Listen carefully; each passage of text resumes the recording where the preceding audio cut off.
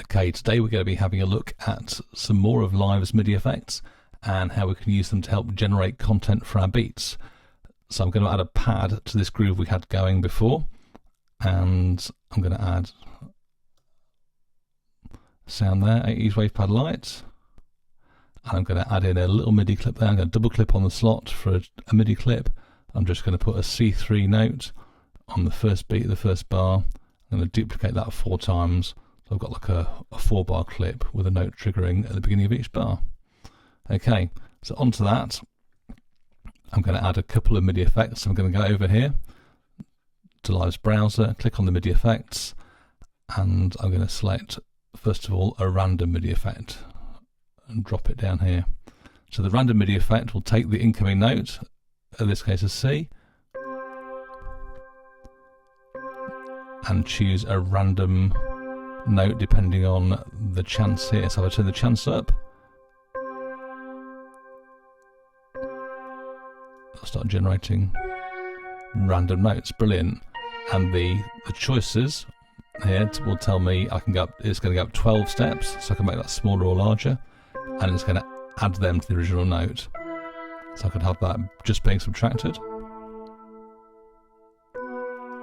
or being added or subtracted. But for now, I'm just going to stick with adding. Okay. So if we add that to our beat,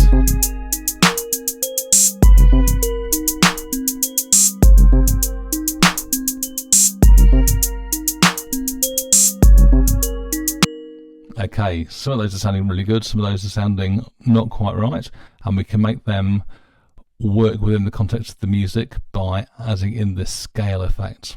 Okay, so I'm going to go up here into Live's MIDI effects again and select the scale. Now, because of what went on in the previous clips, I know that a good scale to use here is going to be a Dorian mode. Okay, so I'm going to drag a Dorian mode down here and drop it after the random effect. So basically this is an XY axis, and along the bottom is the note coming in, and up the side is the note that's going to come out. So you can see whether these pairs have been put together. This means if I put in a C, I'll get a C. If I put in a C sharp, I'll still get a C. Okay, so that note's going to stay in the scale or in the key. Now if I play it, all the notes are going to be in key.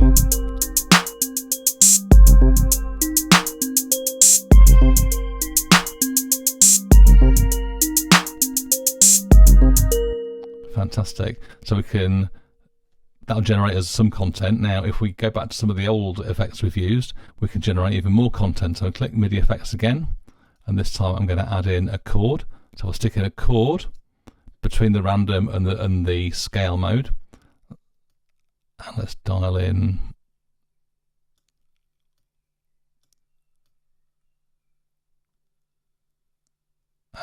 some chord tones there. Let's take that one.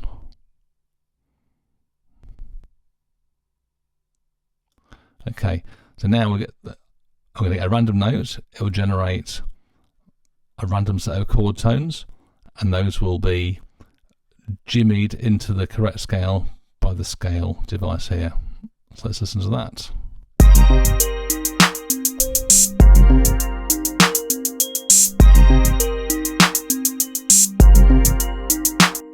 Cool, that's sounding pretty nice. So we can keep adding to that with the velocity effect as well. So if we stick the velocity effect in afterwards, that'll give us, we used this before.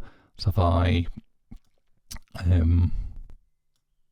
select the high output for the MIDI note volume, which could be anything up to 127, and the low output, then turn up the random, so it'll be somewhere between those two outputs. That'll give us a bit more human sound to our chords.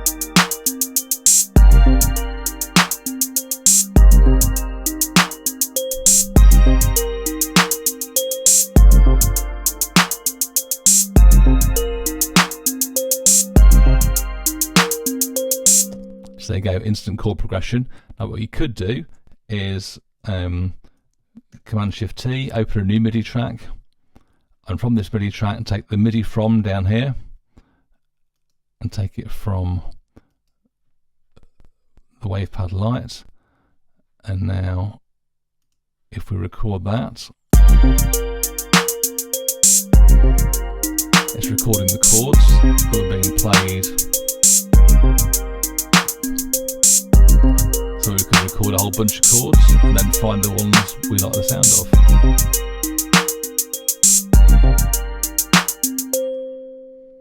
Okay, so we can again go in here and edit this chord sequence till we find one we really like. And when we found one we like, let's imagine it was the first 4 chords, which did actually sound pretty good. We can then drop it over here, turn off all our MIDI effects, and we've just written a chord sequence.